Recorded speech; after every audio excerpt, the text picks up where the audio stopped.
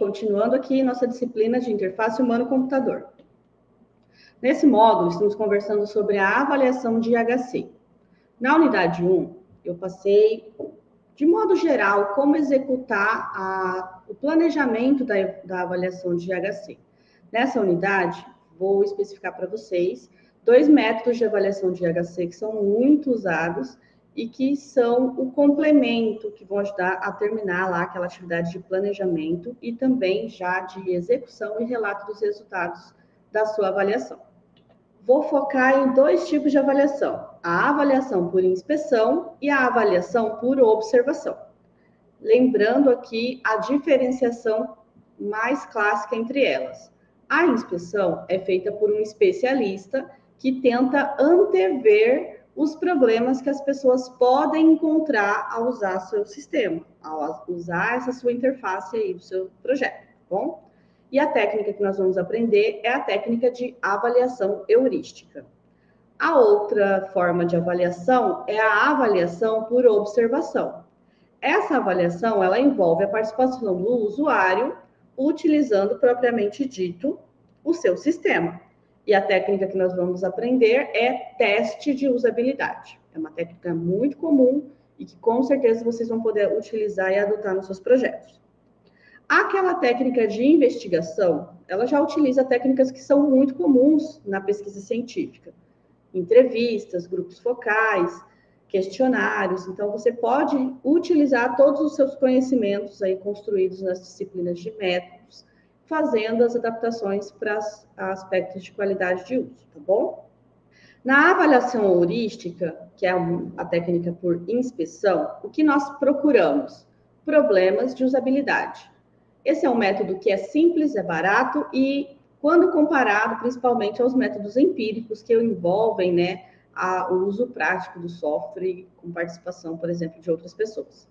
Ele precisa ser baseado em um conjunto de heurísticas.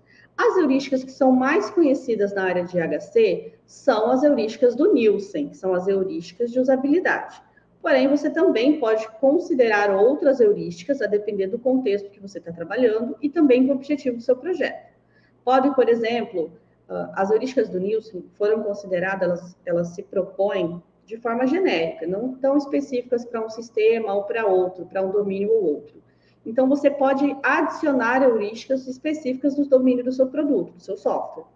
Por exemplo, heurísticas relacionadas para o desenvolvimento de sistemas web, heurísticas relacionadas ao desenvolvimento de aplicativos, né, para ambiente móvel. Você tem que utilizar um conjunto de heurísticas. Você, utilizando essas heurísticas específicas de domínio, ou para web ou móvel, tudo vai depender do tipo de sistema que precisa avaliar. E na literatura, você pode encontrar vários artigos propondo heurísticas para esses domínios específicos. Então, na hora de organizar o seu planejamento, você vai também reunir o conjunto de heurísticas que vão precisar ser consideradas no seu projeto.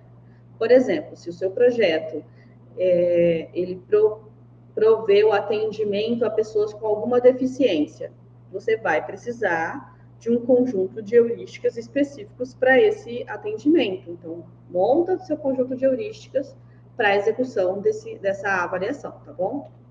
A avaliação heurística é mais ou menos isso aqui. A representação clássica é o avaliador e o sistema.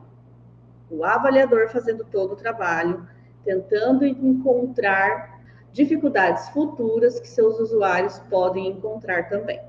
Lembra que eu comentei sobre as heurísticas do Nielsen. São 10 heurísticas e todas elas muito simples, porém precisam ser refletidas para a aplicação do seu projeto. A primeira é visibilidade do estado do sistema. Os seus usuários precisam saber o que está acontecendo com o sistema. E isso demanda um feedback adequado. Aqui eu trouxe 2 exemplos do Google Slides. São 2 exemplos clássicos.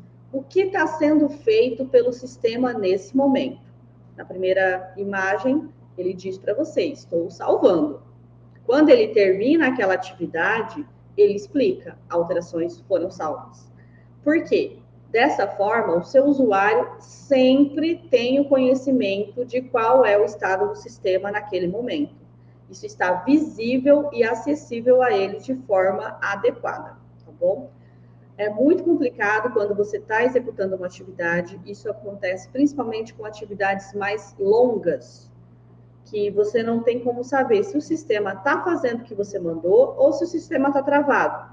Então, considere aí que é uma técnica, uma heurística que vai te ajudar a definir assim, isso não pode acontecer no seu sistema, porque isso dificulta para o seu usuário a tomada de decisão. Ele não sabe como agir a partir daquilo.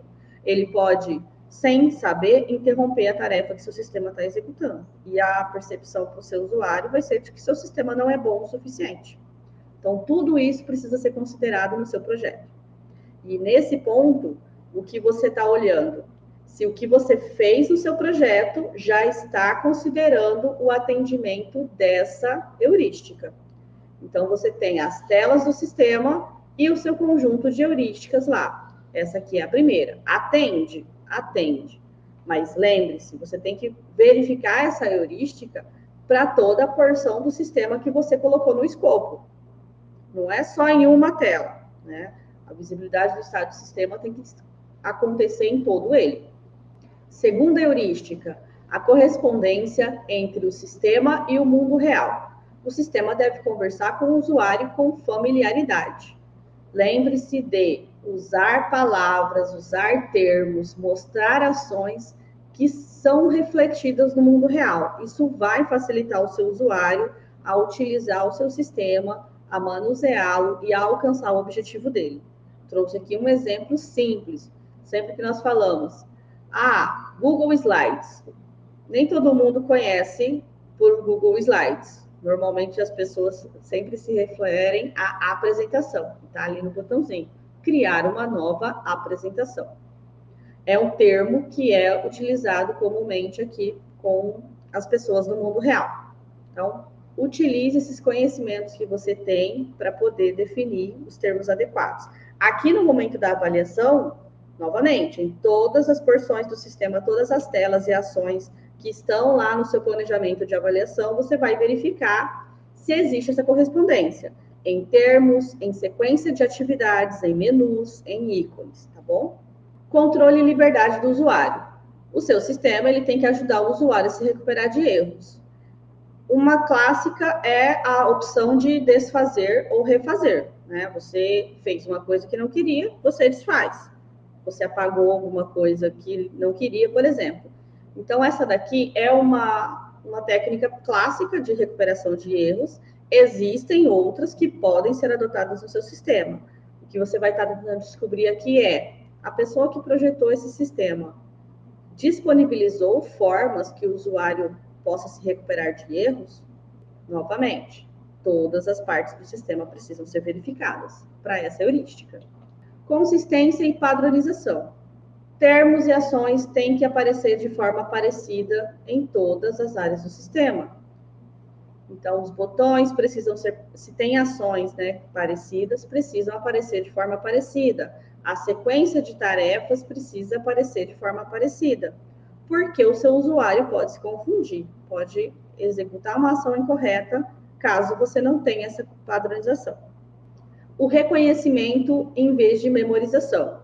Lembra que nós temos uma carga de memória curta. Então, tudo que o seu usuário pode fazer, todas as características, todas as tarefas disponíveis no seu sistema, naquela ação, naquela instância, precisa estar exibido. Então, exiba os objetos e as ações de forma visível para o seu usuário. Ele não tem que tentar adivinhar o que pode fazer naquele momento pelo sistema. Essa é uma característica que vai ajudar muito e que menus, status, a habilitação e a desabilitação em menus de ações que não podem ser executadas são formas clássicas de você deixar claro para o usuário o que é possível fazer e o que não é possível. Flexibilidade e eficiência de uso. Essa heurística indica que o seu sistema ele precisa apoiar os usuários, tanto iniciantes quanto aqueles avançados. Ou seja, as pessoas que são iniciantes precisam de um suporte maior, precisam de explicações maiores. Então, você precisa disponibilizar isso. Mas os usuários que já são avançados, eles sabem exatamente o que querem. Então, é importante que você forneça formas de interação mais rápida e eficiente para esses usuários. Pense em você, quando você inicia o uso do sistema. Normalmente, você usa mais menus, você usa mais coisas que estão visuais. A partir do momento em que você já sabe o que precisa fazer, você já começa a usar um pouco mais de atalhos. E esses atalhos são formas de favorecer uma interação rápida e eficiente e normalmente estão disponíveis para esses usuários avançados, o que é importante. Os iniciantes vão ter o que precisam e os avançados também, tá bom? Tem que ser flexível. A sétima heurística do Nielsen diz que você precisa prover um projeto estético e minimalista. Não entulhar o seu sistema com informação desnecessária, promovendo assim um projeto que seja agradável aos olhos, ok? Mostre somente aquilo que faz sentido dentro do contexto daquela porção do sistema, daquela tarefa que está sendo executada. Porque o seu usuário, se ele começar a ser bombardeado com informação, ele pode não saber qual ação tomar. Ele pode ter dificuldade na tomada de decisão e não é isso que queremos, né? Queremos facilitar para que ele consiga utilizar o nosso sistema da melhor forma. Prevenção de erros. O seu sistema tem que evitar que o usuário cometa erros. Aqui, aquela forma de habilitar ou desabilitar operações dentro de um menu é uma forma clássica de evitar que a pessoa cometa erros. Se você não tem o que alinhar, não tem o que distribuir, não tem por que eu te deixar clicar nesse botão e receber uma mensagem dizendo que isso não é possível, certo? Então, evite isso, se possível, dessa forma. Você também pode colocar máscaras, colocar componentes que só aceitam determinado tipo de arquivo. Você pode filtrar as possibilidades de entrada de dados ou as possibilidades de edições para facilitar e evitar aí um erro do seu usuário, porque erros vão trazer a ele um sentimento de frustração. A nona heurística diz que você tem que ajudar os seus usuários a reconhecerem, diagnosticarem e se recuperarem de erros. Caso não tenha a possibilidade, você não conseguiu evitar que a pessoa cometa um erro, então, pelo menos apresente uma boa mensagem de erro. O que aconteceu? Aqui eu trouxe um exemplo de um problema com a conexão. Então, ele está me dizendo que ele está tentando se conectar, que não é possível fazer a edição porque não há conexão com a internet, e também já está dizendo, tentando conectar. O sistema está me explicando o máximo de informações para que eu reconheça qual é um problema de falta de conexão. Ok, se falta conexão, temos um problema ali na internet. Como é que eu me recupero desse erro? Essas alterações, essas indicações que o sistema pode dar para o seu usuário trazem a ele uma tomada de decisão. Vou tentar executar tal atividade para me recuperar desse erro. Ou o sistema já está tentando se recuperar desse erro de forma autônoma. Informa ao usuário que nenhuma ação vai ser necessária também. Então, é importante você deixar tudo claro e compreensível para que ele não entre numa situação de não saber o que fazer no próximo passo. E a última heurística é a heurística de ajuda e documentação. Isso significa que o seu sistema precisa oferecer ajuda e documentação. Mas essa ajuda e documentação, ela precisa ser fácil de encontrar, ela precisa ser contextualizada, ela precisa apoiar a realização da tarefa que está sendo executada naquele momento no sistema, curta e direta. Não adianta você fazer um ótimo sistema de ajuda, que é um PDF de 100 páginas. Pouco provável que o seu usuário vai ler 100 páginas. O que ele vai precisar é, naquela tarefa, se ele precisa de ajuda, aquela ajuda tem que ser naquele contexto em que ele está acessando. Então, ter essa informação de contexto e apoiar ele na realização daquela tarefa em específica é o ideal. Seja curto e direto. Qual é a informação que precisa ser feita, quais as atividades que precisam ser executadas no sistema, quais são os requisitos que precisam ser considerados para o alcance dessa tarefa, ok? Explicando tudo isso diretamente, você vai estar atendendo aqui essa heurística do Nielsen. Então, na sua avaliação, novamente, você vai verificar como essa ajuda está sendo ofertada para o usuário. Um quadro que resume as atividades que você vai executar ao realizar uma avaliação heurística foi proposto por Barbosa e Silva e atualiza aquelas atividades que eu mostrei lá no processo, na unidade 1, que são o mesmo conjunto de atividades: preparação, coleta de dados, interpretação, consolidação dos resultados e o relato dos resultados. Porém, está detalhado para cada tipo de avaliação quais são as atividades quais são as tarefas daquela atividade, tá bom? Então, aqui, quando você vai fazer a preparação, todos os avaliadores vão precisar aprender sobre a situação atual, sobre os usuários, sobre o domínio, o contexto que está sendo inspecionado. E também precisam selecionar as partes da interface que vão ser avaliadas. Essa é a fase de preparação. Perceba, essas tarefas devem ser feitas além daquelas tarefas que estão especificadas na unidade 1, tá bom? Essa aqui é um detalhamento, é uma especificação extra, além daquelas atividades que estão lá, que são mais genéricas, a depender, servem para qualquer tipo de avaliação. A coleta e a interpretação, na avaliação heurística, acontecem juntas. Por quê? Porque não tem uma coleta de dados só com o usuário. Não, o avaliador, ele já está ali inspecionando a interface e já coletando os problemas que ele encontrou na inspeção. Então, você tem um local com a sua sequência de heurísticas que vão ser observadas, você vai inspecionar a interface, vai identificar a violação de alguma heurística e já vai relatar esse problema. Encontrei um problema que fere a heurística de ajuda e documentação. Na tela de recuperação de senha, qual é a gravidade, qual é a justificativa desse problema, por que isso é um problema e qual é a recomendação de solução. Tudo isso junto ali na coleta de dados e interpretação. Essa etapa, ela é feita individualmente. Cada avaliador vai executar essa inspeção sozinho. É indicado que ao menos 5 avaliadores executem uma avaliação heurística, tá bom? Depois da interpretação de dados, existe a etapa de consolidação e relato dos resultados. Essa etapa é feita em grupo. Todos os avaliadores precisam juntos fazer a revisão daqueles problemas que eles encontraram e julgar qual é a relevância, qual é a gravidade, qual é a justificativa e a recomendação de solução.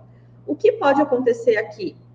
3 avaliadores encontraram o mesmo problema. Então, eles vão consolidar isso juntos, né? É um problema, é o mesmo problema. E então vão gerar um relatório consolidado. Esse conjunto de tarefas são mais específicos da avaliação heurística. Como que acontece o meu relato de problemas? Para cada problema, você vai dizer qual a diretriz foi violada. Passei agora 10 diretrizes do Nilson. Se você estiver utilizando só elas, qual daquelas 10 diretrizes foi violada e por qual que é o local em que o problema foi encontrado. Na tela de login, na tela de cadastro. Qual é a severidade do problema? Eu já vou mostrar para você como classificar a severidade. E por que aquilo é um problema, né? Por que aquela diretriz deveria ser... porque aquela diretriz representa aquele problema. Aquilo é um problema do ponto de vista do usuário, do ponto de vista de que contexto de atividade aquilo vai se tornar um problema. E as ideias de soluções que você tiver. Então, se for uma ajuda e documentação que não está sendo exibida, você pode colocar, deveria apresentar aqui uma mensagem explicando para o usuário que para a recuperação de senha ele precisa inserir o e-mail e esse e-mail vai ser enviado para ele no e-mail cadastrado. Ou ele tem 24 horas para clicar no link de ativação da recuperação de senha que foi enviada para o e-mail dele. Então, algumas ajudas, alguma inconsistência que foi encontrada, você já documenta ali como solucionar esse problema. A severidade, como é que a gente define a severidade? Você precisa olhar a frequência que o problema acontece. Acontece o tempo todo, acontece uma vez ou outra, o impacto que esse problema causa e a persistência. Ou seja, Se é um problema que acontece o tempo todo e que causa um impacto alto e que perdura por muito tempo, é uma coisa grave. Por exemplo, uma funcionalidade que não funciona, significa que eu não consigo prosseguir no uso do meu sistema. E isso é persistente, não existe nenhum caminho alternativo para eu alcançar aquele objetivo. Então, é uma severidade alta. Eu posso, por exemplo, escalar ele como um problema catastrófico. Não consigo usar o sistema a partir do momento em que eu chego nesse ponto. O problema cosmético pode ser aquele problema que acontece poucas vezes, ou um problema que acontece só naquela primeiro acesso. São problemas que talvez sejam mais relacionados ali à interface, a um alinhamento. São problemas que serão resolvidos ali dentro do projeto posteriormente. Você pode entregar aquele sistema com pequenos problemas que não vão impactar tanto assim a experiência do seu usuário. Então, essa escala de problema cosmético, problema pequeno, problema grande, problema catastrófico, você vai precisar definir a partir da frequência que ele acontece, do impacto que ele causa para o seu usuário e da persistência. A persistência aconteceu isso aqui, eu consigo continuar, eu consigo desfazer, eu consigo me recuperar ali de alguma forma, porque normalmente quando você não consegue avançar, é o pior caso, que é o problema catastrófico. Quando você tem ali alternativas, pode ser que seja um problema que se encaixe aqui como grande ou pequeno, a depender do impacto que causa. Essa é uma escala que é proposta pelo Nielsen e que você vai também considerar e vai discutir ali naquele momento de consolidação com os outros avaliadores. Pode ser que um avaliador considere um problema pequeno e o outro considere um problema grande. Eles vão precisar discutir, justificar o porquê daquela severidade e entrar em um acordo, porque o documento final, onde você apresenta o resultado da sua avaliação, tem que representar a visão de todos os avaliadores que participaram daquela avaliação, tá bom? Como que você relata os resultados? Você vai colocar quais foram os objetivos e o escopo da avaliação que você fez, vai descrever o método de avaliação heurística, vai anotar quais foram as diretrizes utilizadas para a avaliação, se foram só as diretrizes do Nielsen, se existem outras complementares. Então, todas as diretrizes que você usou no seu processo de avaliação precisam estar documentadas ali. Quantos e o perfil de avaliadores que participaram dessa avaliação? Podem ser avaliadores iniciantes, avaliadores experientes, então você precisa descrever ali o perfil e quantos foram. E a lista com todos os problemas que você encontrou. Onde o problema acontece, qual é o problema, a diretriz que está sendo violada, que é o porquê isso é um problema, qual é a severidade do problema e uma sugestão de solução, uma ou mais sugestões de solução. É muito importante isso, que não basta você encontrar um problema, você precisa identificar ali uma forma para o seu usuário ter alcançar o objetivo dele, né? Alcançar o sucesso na execução da tarefa. Encerramos a inspeção, agora vamos para o teste de usabilidade. A inspeção é feita pelos avaliadores, já a usabilidade é feita por participantes. Então, o que nós queremos quando falamos em teste de usabilidade? Encontrar problemas durante experiências de uso real. Então, nós vamos observar e medir conforme os critérios que foram estabelecidos. Você pode medir a quantidade de erros, você pode quantificar os tipos de erros, o tempo que as pessoas estão levando para executar essas tarefas ou a satisfação do usuário. Aqui eu trouxe um exemplo de como é um teste de usabilidade em laboratório. Tá vendo que lá dentro tem uma sala onde tem uma mulher de vermelho e ela está executando o uso do sistema. E do lado de cá temos o nosso avaliador. E esse monte de monitor está capturando tudo o que está acontecendo naquela sala lá dentro. Então, ele consegue observar logs dos sistemas, imagens do que está sendo feito dentro da sala, áudios, a tela que está sendo acessada pela pessoa, todos os cliques, todos os movimentos, todos os termos digitados. Então, você faz uma coleta de dados, uma grande quantidade de dados, e consegue depois, na etapa de interpretação, consolidar isso e identificar quais foram os problemas que aquela pessoa que está participando do teste encontrou. Está vendo que a pessoa está do lado de cá, lá dentro fica também um outro avaliador que pode ser consultado, por exemplo, o participante pode fazer uma consulta, pode perguntar alguma coisa, mas o ideal é não interfira, não modifique as condições de uso do sistema, porque no uso em contexto, não vai ter um avaliador lá para ajudar a pessoa. Então, o ideal é que a pessoa consiga fazer toda essa atividade e você vá anotando as dificuldades que ela teve, porque essas dificuldades são indicativos de problemas de usabilidade que precisam ser ajustados antes de você entregar o produto, antes de você finalizar o seu software. Quais são as atividades do teste de usabilidade? Ali, atividades são as mesmas, porém, quais são as tarefas específicas do teste de usabilidade? Na preparação, você vai definir quais são as tarefas que os participantes vão executarem. Cadastro, login, publicação de uma foto, comentário em um documento. Você vai definir o perfil dos participantes e vai recrutá-los.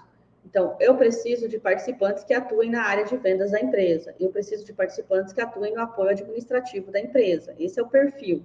Pessoas que desenvolvem essas atividades, que têm um conhecimento básico em informática e conhecem bem o domínio do negócio. Você vai preparar o material para observar e registrar o uso. Então, que software você vai usar para gravar a tela, o áudio, como que vai ser, que material você vai usar para coletar as opiniões da pessoa. Um questionário, vai preparar esse material, tá bom? Uma entrevista, vai preparar o material da entrevista. Você vai executar o teste piloto, garantir que toda a sua preparação atende, vai funcionar na hora que vierem os participantes. Porque aquele teste piloto, ele serve para validar o seu planejamento. Ele não vai te trazer informação sobre a experiência de uso dos usuários. Então, executou o teste piloto, deu tudo certo, agora nós vamos fazer a coleta de dados. E aí, durante a coleta de dados, você vai observar e registrar a performance e a opinião dos participantes durante essa sessão. Lembrando, observar e registrar, tá bom? Não interferir de forma direta ou buscar evitar uma interferência. Claro, se a pessoa precisar de uma ajuda, você vai proceder com uma ajuda, não vai deixar seu usuário lá perdido, tá bom? A interpretação e a consolidação dos dados, ela acontece juntas. Então, você vai fazer a reunião e a contabilização e o resumo de todos os dados que você coletou dos participantes. Analisar todos os vídeos, os logs, as respostas aos questionários de todos os participantes. E aí, no seu relato de resultados, você vai relatar qual foi a performance e qual foi a opinião. 70% dos usuários relataram dificuldade em executar a tarefa autenticação. 20% dos usuários não conseguiram fazer um comentário no documento. Então, você vai construir esse relatório a partir dos dados que você coletou ali com os participantes. Como que você vai fazer o relato de resultados? Você vai descrever novamente qual foi o objetivo e o escopo da avaliação. Você vai descrever de forma resumida qual é o método que você está usando, que é o teste de usabilidade. Você vai contar qual foi o número, né, a quantidade, tanto de avaliadores quanto de participantes. Quantos avaliadores participaram, qual é o perfil deles e os participantes também. Você vai listar ali quais foram as tarefas que foram executadas pelos participantes e também construir as tabelas e os gráficos apresentando aquilo que você mediu, erros, acertos, tempo, a depender daquilo que foi estabelecido por você durante o planejamento. Depois, você vai listar todos os problemas que foram encontrados. E para cada problema, também vai ter que dizer aonde ele aconteceu, vai descrever ele e justificar o porquê ele é um problema, e vai discutir quais são os fatores de usabilidade que são prejudicados por conta desse problema. E também vai apresentar sugestões de solução, tá bom? Aqui estão as referências que eu usei para essa aula, vocês também podem consultar posteriormente. Também disponibilizei para vocês um artigo que apresenta um relato de resultados de uma avaliação heurística e de uma inspeção, que com certeza vai trazer para vocês um exemplo de como se dá isso no mundo real, uma prática que vocês podem consultar nas leituras do módulo.